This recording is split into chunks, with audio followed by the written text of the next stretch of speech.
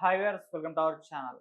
AP liquor స్కామ్‌లో రోజుకో కీలక పరిణామం అయితే చోటు చేసుకుంటుంది. వాళ్ళ ఈడీ కూడా ఈ కేసులోనే రంగంలోకి దిగిందని చెప్తున్నారు. మరి రోజు రోజుకి జగన్మోహన్ రెడ్డి గారి మెడ కూడా చుట్టుకునే అవకాశం ఉంది. తొందరలో కూడా అరెస్ట్ అయ్యే అవకాశాలున్నాయంటూ కూడా అభిప్రాయపడుతున్నారు చాలామంది. సో, మరి ఎక్కడి వరకు వెళ్ళొచ్చు ఈ లిక్కర్ స్కామ్? జగన్మోహన్ రెడ్డి గారి అరెస్ట్‌కేమన్నా దారి తీయొచ్చా? ఇప్పుడు ఇదే అంశం డిస్కస్ చేయడానికి ప్రెజెంట్ మనతో పాటు సీనియర్ జర్నలిస్ట్ అరవింద్ కొల్లి గారు ఉన్నారు. వారిని అడిగి తెలుసుకునే ప్రయత్నం అయితే చేద్దాం. నమస్కారం sir. Sir, AP liquor scam వ్యవహారం కూడా మనం చూస్తూ వస్తున్నాం. అది చాలా మంది అధికారులు అరెస్ట్ అయ్యారు. ఇక పొలిటీషియన్స్ అరెస్ట్ కావాల్సి ఉంది. అందులో ముఖ్యంగా జగన్మోహన్ రెడ్డి గారి మెడకే చుట్టుకుంటుందని కూడా అంటున్నారు. ఇప్పుడు ఈడీ కూడా రంగంలోకి దిగింది. ఈడీ రంగంలోకి దిగడం అంటే అక్కడ మోదీ గారు, అమిత్ షా గారు కూడా గ్రీన్ సిగ్నల్ ఇచ్చారు అని అభిప్రాయాలు కూడా వ్యక్తం అవుతున్నాయి సార్. మరి ఏం చెప్తారు? అరెస్ట్ అయ్యే అవకాశం ఉందా సార్? ఆంధ్రప్రదేశ్ లిక్కర్ స్కామ్‌కి సంబంధించి జగన్మోహన్ రెడ్డి అరెస్ట్‌కి సంబంధించినటువంటి అంశాలు వీటన్నిటి చుట్టూ తిరుగుతున్నట్టు ఊహాగానాలు. అవును. వీటి గురించి కాస్త మాట్లాడుకోవాల్సినటువంటి అవసరం ఉంది. ఈ ఊహాగానాల్లో ప్రధానంగా వస్తుంది జగన్మోహన్ రెడ్డి అరెస్టు. జగన్మోహన్ రెడ్డితో పాటు మరికొంతమంది మిథున్ రెడ్డి, మరికొంతమంది అరెస్టుకి సంబంధించిన ఊహాగానాలు.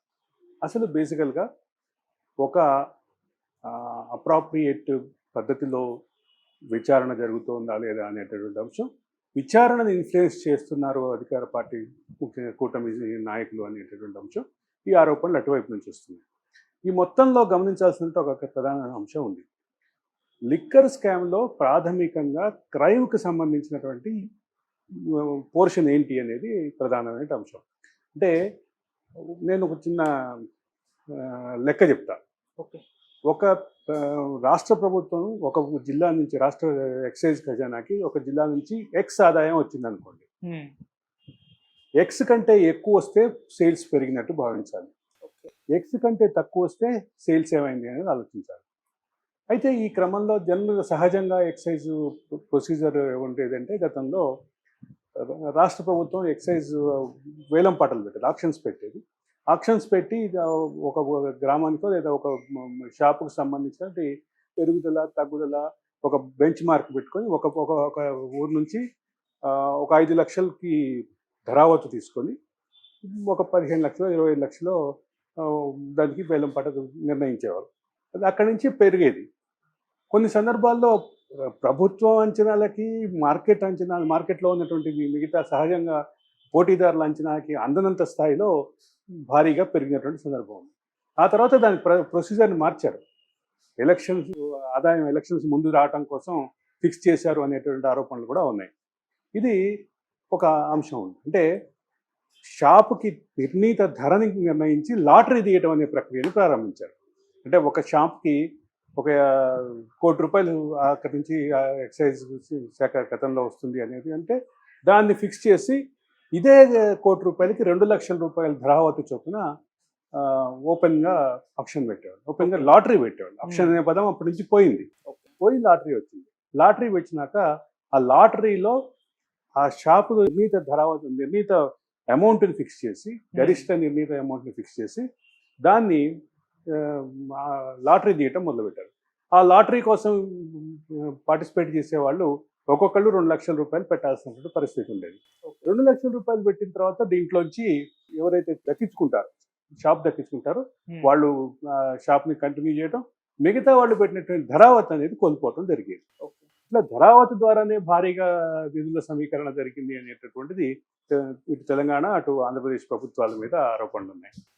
ఆరోపణలు ఉండటంతో పాటు ఈ ఈ అంశం చుట్టూ రకరకాల అంటే ఫిక్స్ చేసే క్రమంలో లాటరీలో ఎవరిని వేయకుండా కొంతమంది బెదిరించారనేటువంటిది ఒక ఆరోపణ అయితే, ఒకటే షాప్ కోసం ఒకటే కుటుంబం నుంచి 30-40 మంది, అంటే ఒకటే సిండికేటో లేదా ఒకటే కుటుంబం నుంచి, ఒకటే వ్యాపార కూటమి నుంచి 30-40 మంది, కొన్ని చోట్ల 70-80 మంది వేయాల్సిన పరిస్థితి ఉంది. అంటే 70-80 మంది వేశారంటే అది ఒకటే యాజమాన్యానికి సంబంధించిన సిండికేట్ నుంచి చేస్తే దాదాపు ₹1,60,00,000 ఒకటే షాప్ కోసం పోటీ పడేటువంటి పరిస్థితి. రాష్ట్ర ప్రభుత్వానికి సరైనటువంటి ఆదాయం, నికర ఆదాయం వచ్చింది, అది ఓకే. కానీ అదే సందర్భంలో ఈ రకమైనటువంటి ప్రక్రియ, వ్యాపార ప్రక్రియ ఏదైతే ఉందో, ఈ ప్రక్రియను బ్రేక్ చేస్తూ జగన్మోహన్ రెడ్డి అధికారంలోకి వచ్చిన కొత్తలోనే ఆయన ఒక పాలసీ తీసుకొచ్చారు. ఎక్సైజ్ పాలసీ క్యాబినెట్లో నిర్ణయం తీసుకున్నారు. ప్రభుత్వం మాత్రమే షాపులు నిర్వహిస్తుంది అని చెప్పి ఒక ప్రక్రియ స్టార్ట్ చేశారు. ప్రభుత్వం మాత్రం షాపులు నిర్వహించడం అంటే, ప్రభుత్వం షాపులు నిర్వహించడం బయటికి చూస్తే చాలా అద్భుతమైనటువంటి కార్యక్రమంగా కనిపించింది. కానీ ఇక్కడ జరిగినటువంటి మాల్ ప్రాక్టీస్ గురించి ఏదైతే ప్రచారం వచ్చిందో, ఏదైతే ఈ అంశంపై రకరకాల విషయాలు వెలుగులోకి వచ్చినాయో వాటన్నిటిని పరిశీలించి చూస్తే ఒక ప్రధానమైన అంశం గమనిస్తుంది మనకి. ఒక ప్రాంతంలో ప్రభుత్వం మాత్రమే షాప్ ఉంటుంది. ప్రభుత్వం షాపు గతంలో ఉన్నటువంటి షాప్ కంటే అంటే ఏపీ బ్రూవరీ కార్పొరేషన్ సప్లై చేసినటువంటి మద్యాన్ని మాత్రం అమ్మాల్సిన పరిస్థితి. అంటే ఇక మొత్తం ప్రభుత్వమే ఉంది. ఏపీ బ్రూవరీ కార్పొరేషన్ ప్రభుత్వాందే, అమ్మే షాపు ప్రభుత్వాందే.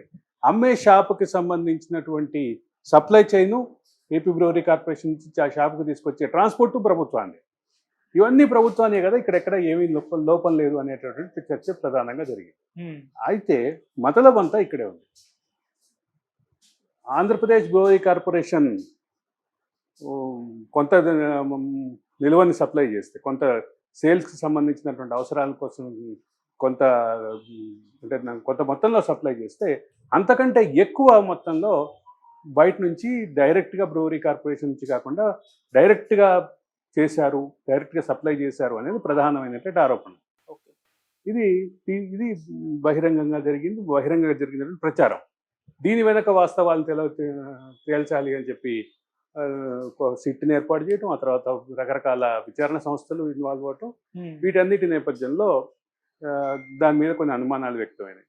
ఇప్పుడు అర్థమైంది కదా, ఈ మొత్తం జరిగింది ఎవరి చుట్టూ, ఎక్కడ ఎవరి చుట్టూ, రాష్ట్ర ప్రభుత్వం పాత్ర ఏంటి, ఈ రాష్ట్ర ప్రభుత్వం సప్లై చేసినటువంటి మద్యం కంటే ఎక్కువ మొత్తంలో కొంత సప్లై చేశారా, ఈ మొత్తాన్ని నియంత్రించడానికి ఒక ఐఏఎస్ ఆఫీసర్ని పూర్తిగా తమకు అనుకూలమైనటువంటి ఐఏఎస్ ఆఫీసర్ని తెచ్చిపెట్టారు. దాంతోపాటు రాష్ట్రంలో ఉన్నటువంటి ఏదైతే బ్రూవరీస్ ఉన్నాయో, డిస్టిలరీస్ ఉన్నాయో, వాటిని మొత్తాన్ని బెదిరించో లేదంటే మరో రూపంలోనో వాటి మొత్తాన్ని వీళ్ళు అదుపులో పెట్టుకున్నారు. రాష్ట్ర ప్రభుత్వ అనుకూలమైనటువంటి ఒక టీం ద్వారా ఇదంతా జరిగింది అనేది విమర్శ. ఇప్పుడు ఇంత విన్న తర్వాత ఇది గనక విచారణ సంస్థల విచారణలో ఇదే రకమైనటువంటి అంశం తేలితే, ఒకటి మనకు కనపడేది ఏంటి, బ్రూవరీ కార్పొరేషన్ ద్వారా వచ్చిన మద్యంతో పాటు డైరెక్ట్గా డిస్టిలరీస్ నుంచి కొంత మద్యాన్ని సప్లై చేశారు. అది రాష్ట్ర ప్రభుత్వ అధినేతల కనుసన్నల్లో జరిగింది అనేది ప్రధానమైన. ఇక్కడ మతలబ్ అంతా ఇక్కడే ఉంది అనేది విచారణ సంస్థలు అభిప్రాయపడుతున్నాయి. ఈ మొత్తంలో జగన్మోహన్ రెడ్డి పాత్ర ఏంటి, వాసుదేవరెడ్డి పాత్ర ఏంటి, జగన్మోహన్ రెడ్డికి కజిన్స్ అయినటువంటి మరొక ఇద్దరు పాత్ర ఏంటి, వీళ్ళిద్దరూ ఇదే అంశంలో ఆఫ్రికాలో ఉన్నటువంటి కొన్ని దేశాల్లో వ్యాపారం చేశారు. ఆ వ్యాపారం చేసిన క్రమంలో వాళ్ళు దాన్ని కొంత అక్కడ మతలబు జరిగింది, అందుకే ఆ దేశాలకి ఎంట్రీ లేనటువంటి పరిస్థితి ఉంది కదా ఆ ఇద్దరు జగన్మోహన్ రెడ్డి కజిన్స్కి అనేది ప్రధానమైనటువంటి రాజకీయపరమైన విమర్శ.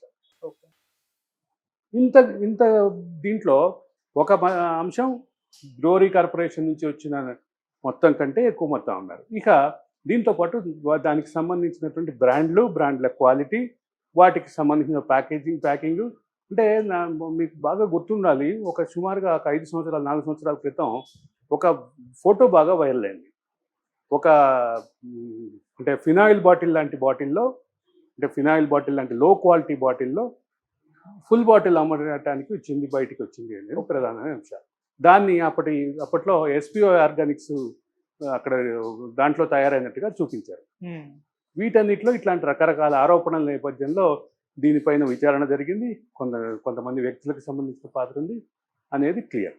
ఇక ఈ అంశంలో జగన్మోహన్ రెడ్డి అరెస్ట్ అవుతాడా కాడా అనేది ప్రధానంగా మీ ప్రశ్నలో ఉంది. జగన్మోహన్ రెడ్డి అరెస్ట్ అవుతాడా కాదా అన్న ఊహాగానం కంటే ముందు, జగన్మోహన్ రెడ్డి కంటే ముందు అక్యూజ్డ్గా ఉన్నటువంటి విజయసాయిరెడ్డి పాత్ర, విజయసాయిరెడ్డి అరెస్టుకి, విజయసాయిరెడ్డి తర్వాత ఆయన అప్రూవర్గా మారతారనే ఊహాగానం, వీటన్నిటి నేపథ్యంలో జగన్మోహన్ రెడ్డి కంటే ముందు విజయసాయిరెడ్డి అరెస్ట్ అవుతారా కాదా అనే చర్చ జరిగింది. అదే సందర్భంలో ఎస్పీఓ ఆర్గానిక్స్తో పాటు మరికొన్ని డిస్టిలరీలకు సంబంధించినటువంటి యాజమాన్యాలతో కూడా వాళ్ళని కూడా విచారణ జరిపినటువంటి సందర్భం చూసాం. ఎస్పీఓకి సంబంధించినటువంటి ఎస్పీవై రెడ్డి గారి అల్లుడు మీద కూడా కేసు బుక్ అయినటువంటి సందర్భం ఉంది. ఈ మొత్తానికి సంబంధించినటువంటి చర్చలో ఇప్పుడు మీరన్నటువంటి అంశం ఒక పక్కన ప్రశ్నార్థకం అయితే, మరొక సందర్భం విజయసాయిరెడ్డి ఏ రకమైనటువంటి నిర్ణయం తీసుకోబోతున్నారు, అప్రూవర్గా మారుతారా, అరెస్ట్ అవుతారా, అరెస్ట్ అయ్యి అప్రూవర్గా మారతారా, లేదా డైరెక్ట్గా కోర్టులోనే అప్రూవర్గా మారతారా అనే చర్చ కూడా ఉంది. ఓకే. ఇన్ని చర్చల నేపథ్యంలో ఇప్పుడు నేను లేవనెత్తినటువంటి ప్రశ్నలన్నిటికీ సమాధానం భవిష్యత్తులోనే కనపడుతుంది. రాజకీయ మంత్రాంగం ఎటు తిప్పుతుంది ఈ కేసుని అనేది ఒక ప్రధానమైన అంశం. అయితే జగన్మోహన్ రెడ్డితో మాత్రమే కాదు, జగన్మోహన్ రెడ్డికి మాత్రమే సంబంధించినటువంటి విషయం కాకుండా మరికొంతమంది వ్యక్తులు, మరికొంతమంది నాయకుల పాత్ర కూడా దీంట్లో ప్రశ్నార్థకంగానే ఉంది. కాబట్టి ఏం జరుగుతుంది అనేది ఒక పక్కనుంటే, మరో పక్క జరుగుతున్నటువంటి అంశాల్లో జరుగుతున్న రాజకీయ సమీకరణాలు, పునరేకీకరణలు ఇవన్నీ కూడా కీలకంగానే ఉన్నటువంటి పరిస్థితి ఉంది. సార్, ఆల్రెడీ విజయసాయి రెడ్డి గారు అప్రూవర్ గా మారినట్టుగానే కనిపిస్తుంది ఆయన వ్యవహార శైలి చూస్తుంటే. అండ్ అటుపక్కేమో జగన్మోహన్ రెడ్డి గారు ఈయన గురించి, విజయసాయి రెడ్డి గురించి ఒక పోస్ట్ కూడా పెట్టారు. కూటమి ఇతన్ని కొనుక్కుంది, నా వైపు అంటే నన్ను అరెస్ట్ చేయించే దిశగా ప్రయత్నాలు చేస్తుంది అన్నట్టు ఆయన ఒక ట్వీట్ కూడా చేస్తారు. సో దాన్ని ఏ విధంగా చూడొచ్చు? ఒకటైతే క్లియర్, జగన్మోహన్ రెడ్డి చేసినటువంటి విమర్శలతో పాటు అంతకంటే ముందు విజయసాయి రెడ్డి చేసినటువంటి ట్వీట్ని కూడా ప్రస్తావించాలి. నేను ప్రశాంతంగా నా పని చేసుకుందాం, నా పని నేను చేసుకుందాం అనుకుంటుంటే మీ అనుకూలు మీ పక్కన ఉన్నటువంటి వాళ్ళు నన్ను ప్రశాంతంగా ఉండనియట్లేదు జగన్మోహన్ రెడ్డి గారు. దాంతోపాటు నన్ను రెచ్చగొడుతున్నారు, నన్ను రెచ్చగొట్టి ఏదో రాజకీయ అడ్వాంటేజ్ తీసుకోవడానికి వాళ్ళు ఏదో ఎక్స్పెక్టేషన్స్తో ఉన్నారు. ఇది కూడా కాదని నేను సత్యం. జగన్మోహన్ రెడ్డికి షాడో లాగా, Jaganmohan Reddy is nothing but Vijayasai Reddy is nothing but Jaganmohan Reddy అన్న స్థాయిలో ఉన్నటువంటి అనుబంధం కానీ, రాజకీయ అనుబంధం కానీ, కుటుంబ పైన ఉన్నటువంటి విశ్వాసం కానీ, ఇవన్నీ సన్నగిల్లటానికి జగన్మోహన్ రెడ్డి కారణమా, కూటమి చేసినటువంటి ప్రలోభాల కారణమా, జగన్మోహన్ రెడ్డి చుట్టూ ఉన్నటువంటి కోటరీ కారణమా, ఇవన్నీ కూడా ప్రశ్నార్థకాలు. ఒక రోజులో జరిగింది ఓవర్ నైట్ జగన్మోహన్ రెడ్డి అంటే విజయసాయి రెడ్డి అంటే జగన్మోహన్ రెడ్డి అనే ప్లేస్ నుంచి పూర్తిగా మారిపోయేటటువంటి అవకాశం అయితే లేదు. ఒక రోజులో జరిగిన పరిణామం అయితే కాదు. పైగా విజయసాయి రెడ్డి వ్యక్తిగతంగా తెలిసిన వాళ్ళు కానీ, విజయసాయి రెడ్డి రాజకీయ వ్యవహార శైలిని కానీ, ఆయన వ్యాఖ్యానాలను కానీ తెలిసిన వాళ్ళు కానీ, వాటిని చూస్తున్న వాళ్ళని కానీ సుమారుగా 2